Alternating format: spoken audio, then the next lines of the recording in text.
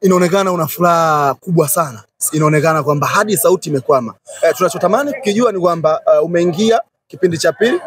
Nini mwalimu alikuambia wewe ndiye ambaye umefanikisha umefunga magoli mawili? Kwanza kabisa napenda kumshukuru Mwenyezi Mungu. Tupata ushindi Mwenyezi Mungu. Mwalimu aliagiza vitu vichache tu. Kwa nishuke sana ndio tunapata magoli haya haraka sana. Ilikuwa umetutangulia. Tukaona muda ni bado, mpira dakika 90 na tumeweza kuibuka kwa goli 3 mbele. Ni kipi ambacho alikwambia mwalimu? Tumeshuhudia baadhi ya mabadiliko ambayo yalikuwepo, wewe tukawa tunakuona zaidi ukiwa ndani ya box. Kitu gani ambacho mwalimu akiona ndani ya box? Mipira yote ambayo mmefunga imetumika cross.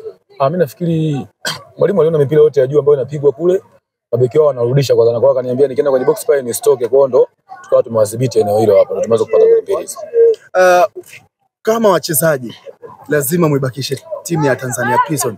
Mpango wa wachezaji ukoje na mnazungumza nini mkiwa wenyewe? Mimi nafikiri kwa upande wa wachezaji kwanza mimi na mtu ambaye anapenda kushuta timu, ni kashfa mbaya. Kwa upande wetu sisi timu haishuki. Wachezaji wote tumeongea kwa timu haishuki pamoja na mwalimu wetu tunahakikisha timu haiwezi kushuka. Na idini unaambia kuelekea mchezo huu unafuatia. Mimi nafikiri naahidi tu kuwa na mambo yatakuwa vizuri. Kwa hiyo kipata leo atarajia kukipata mchezo ujao.